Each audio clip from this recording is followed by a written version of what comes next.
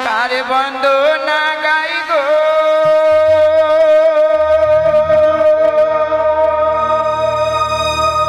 মোরা কার বন্দনা গাই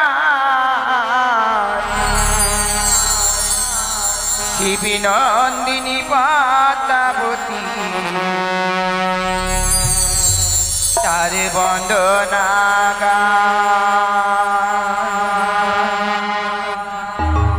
বন্দনা গাইব মোরা কার বন্দনা গাই কার বন্দনা গাইব মোরা কার বন্দনা গাই শিবী পাতাবতী কার বন্দনা গাই শিবী নন্দিনী পাতাবতী কার বন্দনা গাই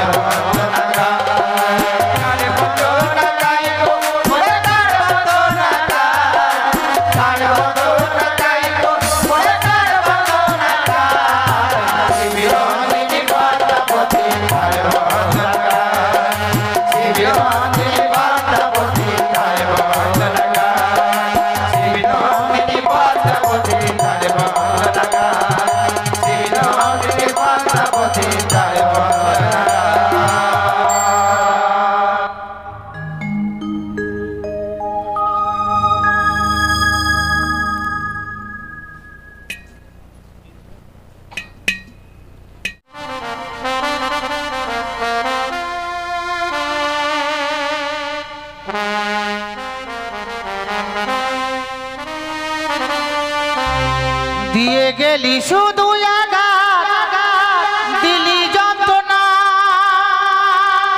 দিয়ে গেলি শুধু আঘাত দিলি যন্ত্রণা প্রিয়া রে প্রিয়া রে প্রিয়া রে ভালোবেসে মন দিলি না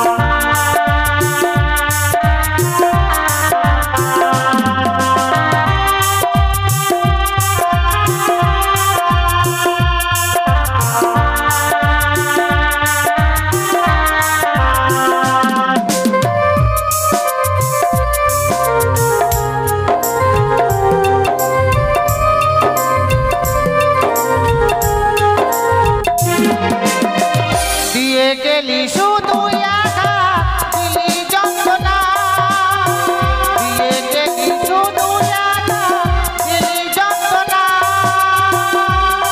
প্রিয়া রে প্রিয়া রে প্রিয়া রে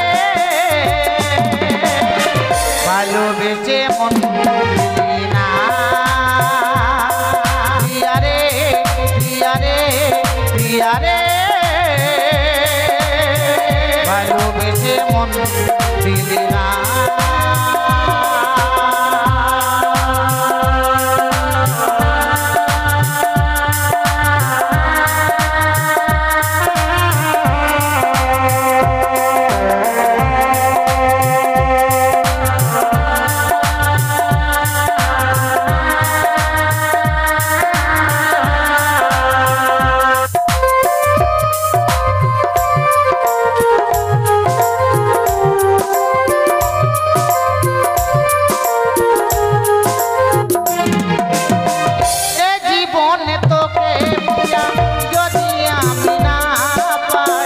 জনম জনম থাকবো আমি তোরি অপেক্ষায়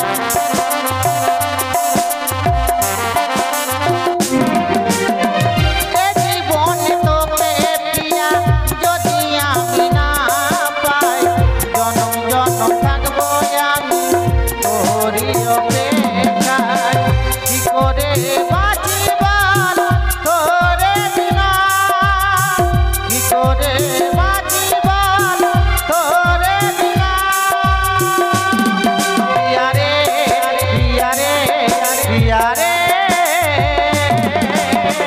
ভালোবেসে মন দিলি না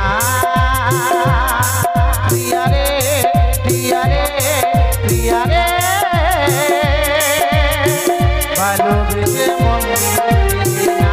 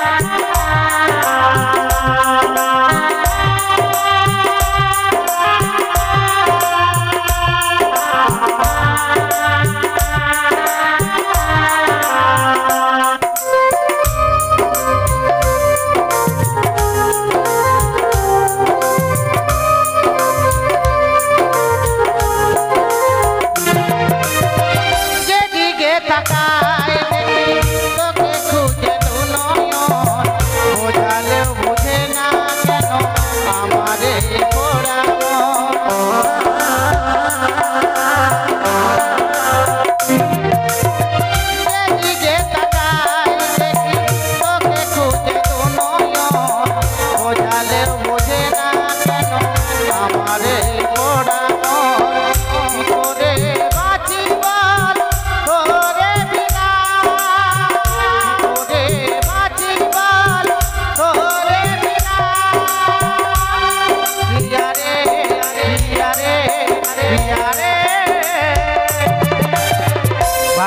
ভালোবেসে মন দিয়া রে দিয়া রে দিয়া রে ভালোবেসে মন দিলি না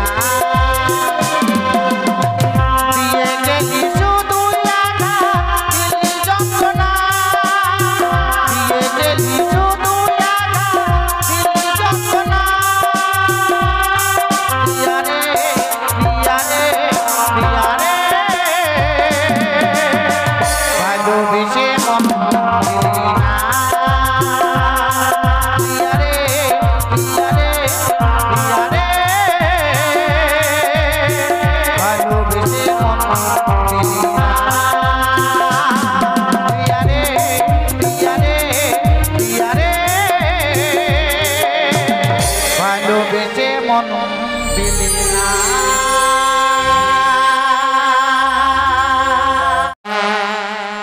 আস্তিকে জননী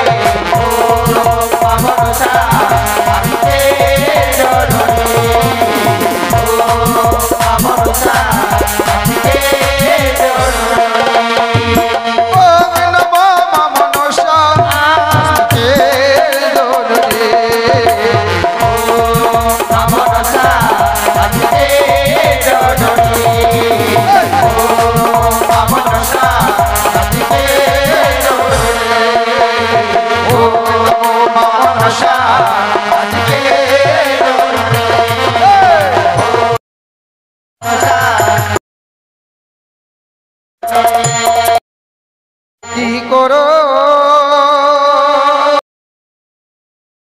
তুমি করো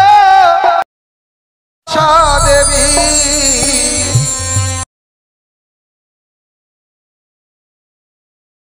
ভাবে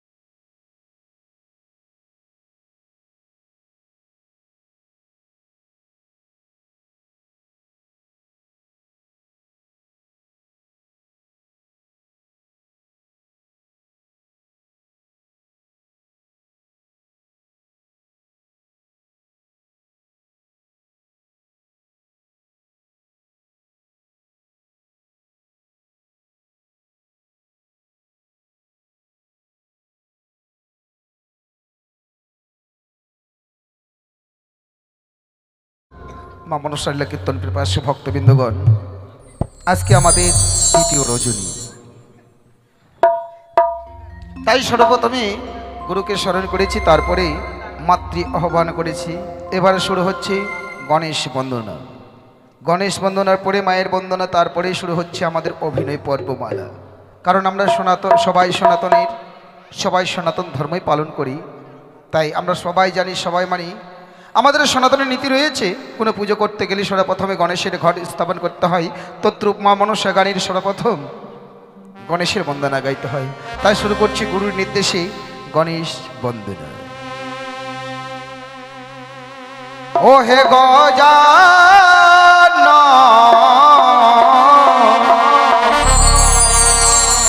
তুমি প্রভু দেবের প্রধান,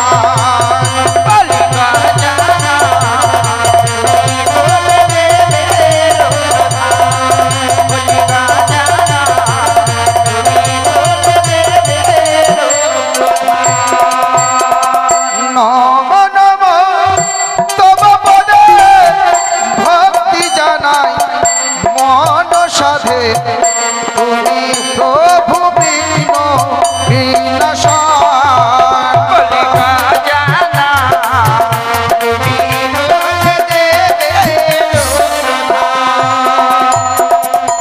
উন্নতি কর ফুটে তন্মগ নেশের ঘটে, তুমি প্রভু বিঘ্ন বিনাশন।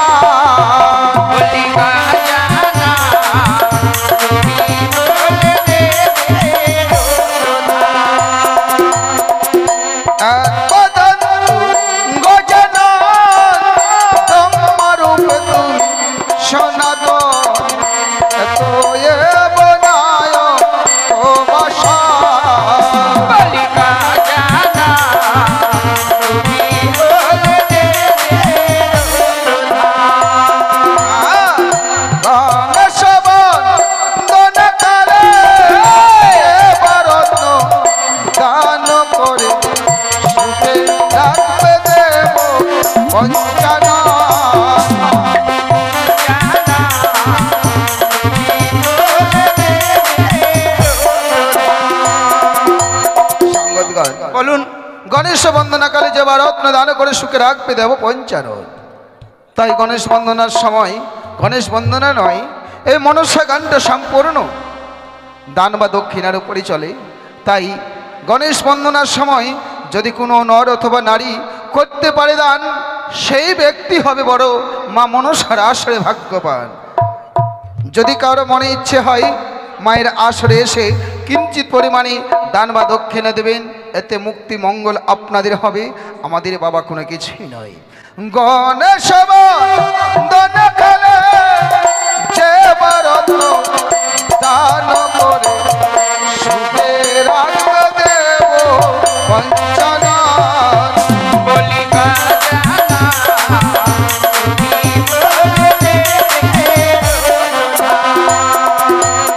একজন অবধ শিশু, যে এখনো ভালো মন্দ বুঝে না কিছু, ভালো মন্দর দায় দিলাম আমি মা মনসার পাই। ওগো মা মনসা, ওই শিশু ভক্তের জীবনে এখনো অনেক দিন পড়ে আছে, সেই দিনগুলো যেন ভালোভাবে পার হয়ে যায়, বড় হয়ে সে যেন মা বাবার মুখ উজ্জ্বল করতে পারে, এই কামনা রাখছি তোমার সভাস্থলে। শিশু ভক্ত কত ভালো মায়ের আসরে দান করিল, মা মনসায় আসি করবে না।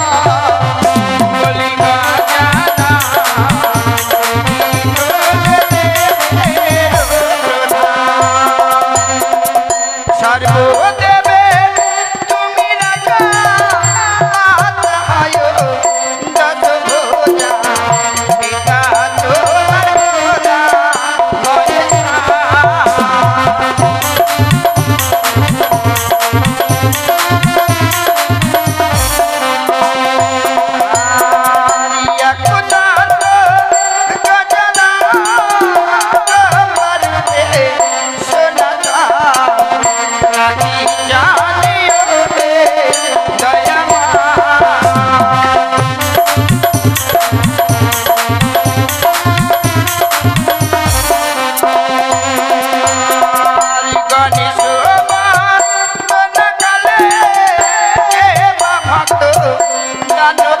রে সুখে রাখিবেন দেবী ঈশ্বরী।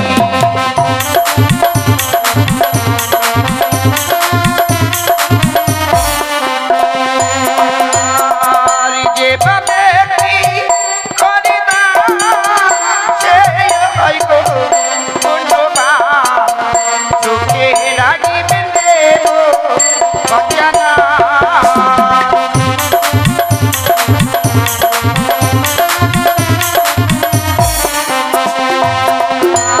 আর পুণ্য নিতে পার ফুটে পদ্মগা দেশের ঘাটে এত বনায় উপাসান।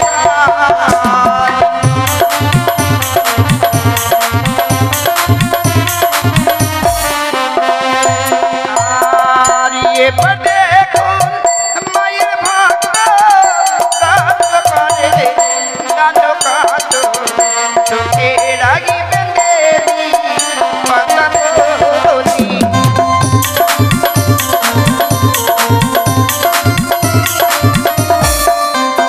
আজকে বাবলু বসাক তোর জুতার তলে দেখ 5 টাকা পড়ে আছে, দেখ আছে। হ্যাঁ, বাবলু বসাক নাম যার, গাজলে হচ্ছে তার বাচস্থান। শুনিতে আসিয়া মা মনসা গান, মা মনসা গান বাস্তলে 16 আনা করেছে দান। দানের দক্ষিণা 5 টাকা দেন, তাই দানের থেকে দক্ষিণা বড়, কথা কবু মিথ্যা নয়।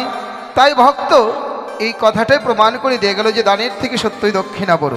তাই ভক্তর হয়ে মায়ের কাছে কামনা রাখছি, ওগো মা মনসা, ভক্তকে তুমি সূক্ষ্ম শরীরে রাখো, ভক্তরা ধর্ম ভাণ্ডার তুমি এমনিভাবে পূর্ণ করো, ভক্তরা যেন প্রত্যেকটা ধর্ম সবাইকে দান বা দক্ষিণা দিতে পারি, এই কামনা রাখছি মায়ের সেবাস্থলে। তবে একটা কথা আরো না বললেই নয়, টাকা পয়সা সবার ঘরে আছে, কারো ঘরে বেশি কারো ঘরে কম, তাই তো? কিন্তু কেউ কি কোনোদিনও পেরেছে সাধুগুরু বৈষ্ণবের চরণ ধুলি কিনতে? না। তদ্রূপ তাই মা মনসার আসরে যে সবাই এসে দান বা দক্ষিণা দিতে পারবে সেটাও কিন্তু সত্য নয়। যারা সত্যই দাতার ঘরে সন্তান, যেমন এই যে বাড়ির যারা মায়ের পুজো করছে, মায়ের গান দিচ্ছে, হ্যাঁ, কালকের থেকেও দেখলাম না কিন্তু এসে যে 1 টাকা বা 2 টাকা বা 10 টাকা দান বা দক্ষিণা। সর্বপ্রথম নীতি, সর্বপ্রথম এই বাড়ির মায়ের যে সেবক বা সেবিকা তারাই প্রথম এসে দান করবে, তারপরেই গ্রাম প্রতিবেশী। কিন্তু বলতে হয় না, বললে হয়তো মনে আঘাত পাবে বা কষ্ট পাবে, সেটা বলার দরকার নেই আমার। ইচ্ছে হলে আসবে, ইচ্ছে না হলে আসবে না, কারণ কারো মনে যে আঘাত দেবো সেরকম ইচ্ছে আমার নেই। গণেশ বন্দনাকালে যে ভারত দান করে সুখে রাখবে দয়াল ভগবান।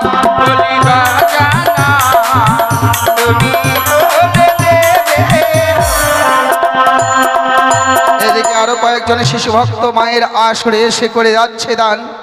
শিশুদের মনের আশা পূর্ণ করে যেন আমার প্রভু দয়াল ভগবান একদন্ত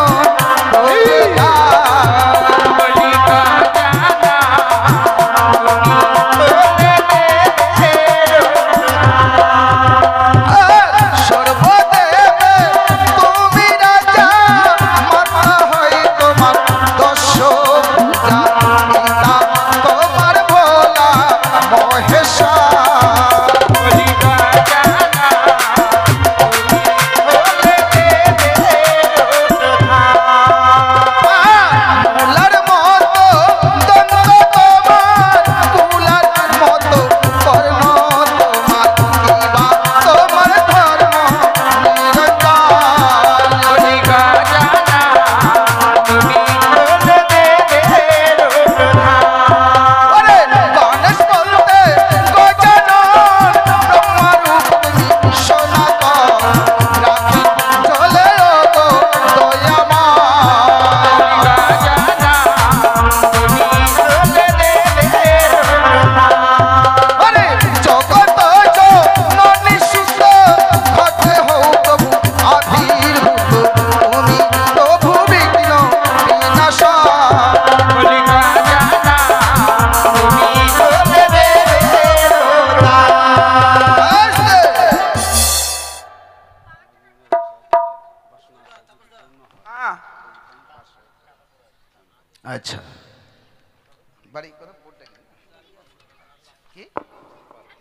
গোপাল মজুমদার, যার নাম বোটডাঙ্গি হচ্ছে তার বাসস্থান।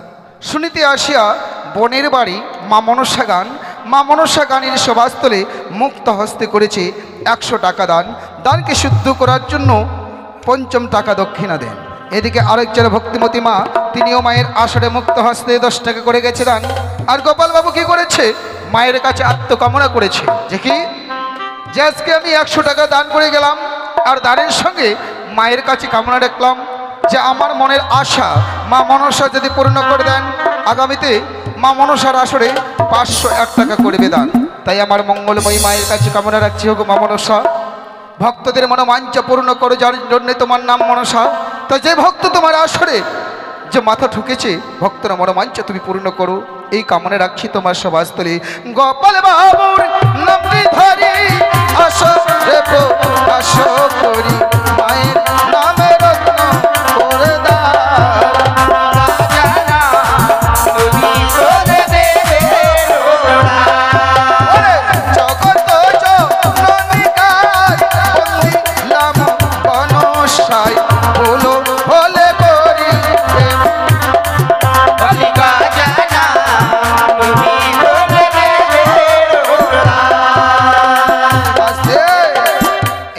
একেবারে অবোধ শিশু, যে এখনো ভালো মন্দ বুঝে না কিছু, তাই মা মনসার আসরে করেছে 50 টাকা দান।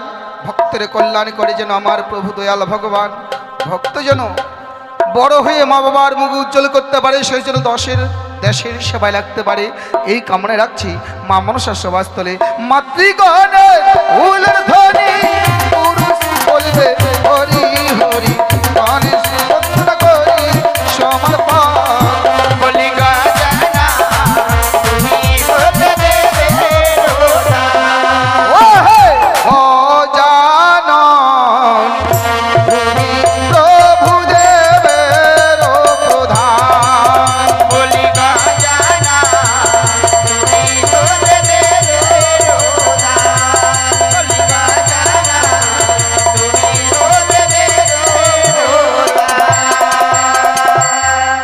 গণেশ বন্দনা মোরা করি সমাপন,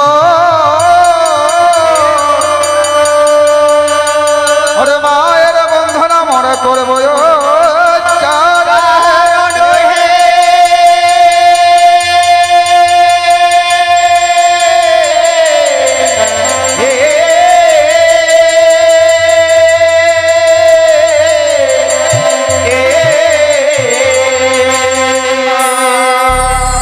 করছি মায়ের বন্দনা।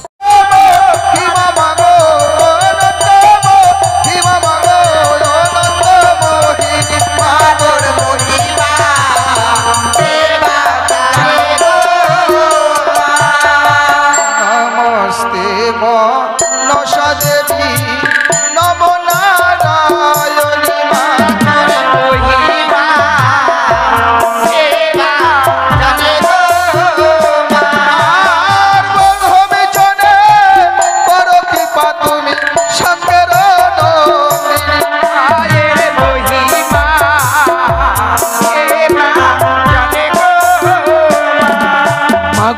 নমস্তে মনসা দেবী নমো নারায়ণী মায়ের মহিমা এবা জানে গো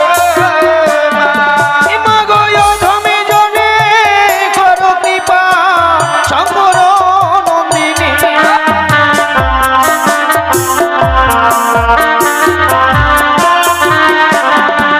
ও গো নমো নন্দিনী নমো নমো নারায়ণী মায়ের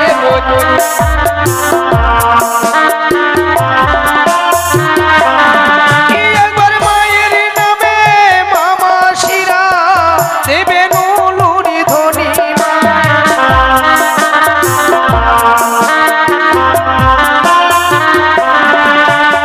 প্রথমে বন্দিলামে আমি মমনসার জননী মায়ের মহিমা এবা জানে গো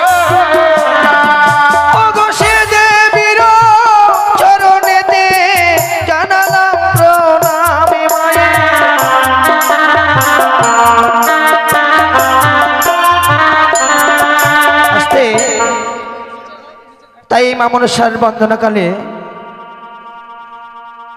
অনেক মায়ের ভক্তরা রত্ন দান করে গেছেন। সত্যি এই মা মনসা গানে দান করতে হয়, যথাকিঞ্চিত রত্ন দান করে সুশীতল চামরের বাতাস নিতে হয়। এই চামরের বাতাস নিত কারা? স্বর্গের দেবদেবীরা। কেন নিত? যে চামরের বাতাস নিতে গেলে নাকি তাদের তাপিত হৃদয়খানা শীতল হয়ে যেত। আর আমরা তো নরলোক, রক্তে মাংসে গড়া মানুষ, যদি একচিত্ত এক মনে রত্ন দান করে সুশীতল চামরের বাতাস নিতে পারি, আমাদের অন্তরের মাঝে যে অশান্তি বিরাজ করে সেই অশান্তি দূরীভূত হয়ে মনের মাঝে শান্তি ফিরে আসে। তাই যাদের বাসনা অবশ্যই রত্নদান করবেন। ওগো যে ভাবে গীতি করে দানে ওগো সেই অপূর্ণ বাণী মায়ের মহিমা কে বা জানে গো। ওগো যে করে দান সে পূর্ণবান সর্বশাস্ত্রে প্রমাণ।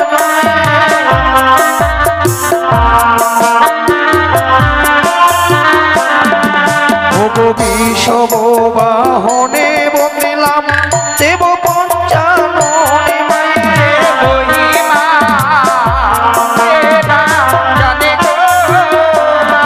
ওই আমি বিষম বাহনে বন্দি দেব পঞ্চাননে মায়ের।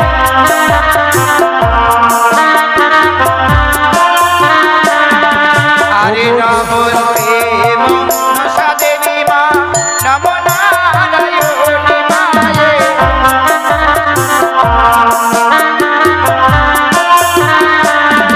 আরে অধমি জানে করো কৃপা, সকল রোগীর মায়ে।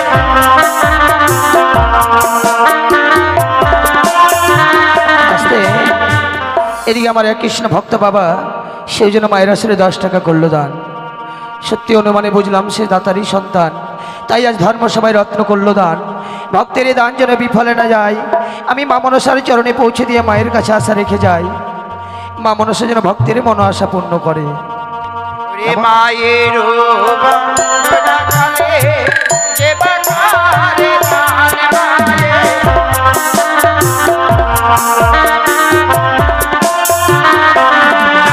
আরে সুখীতে রাখিবে নাকি প্রভু ভগবান মায়ে।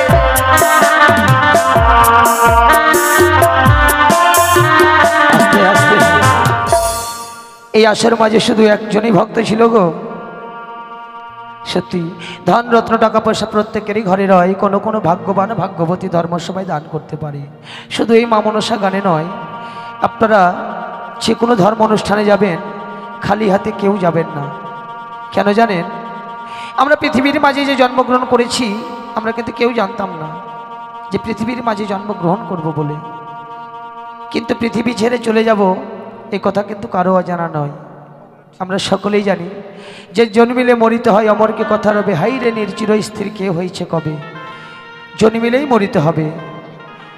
তাই এই বাঁচা মরার মাঝে যেটুকু পাপ পুণ্য করবো সেটুকু নিজেকেই ফল ভোগ করতে হয়। পাপ পুণ্যের ভাগিদারি কেউ হয় না। আমাদের চোখের সামনে দেখতে পাই কেউ যেন থাকে 10 তলায়, আবার কারো বিছানা হয় গাছতলায়।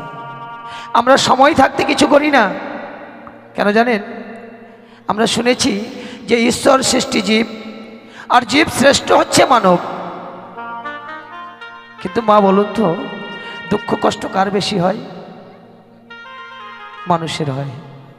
অভাব কার হয়? মানুষেরই হয়।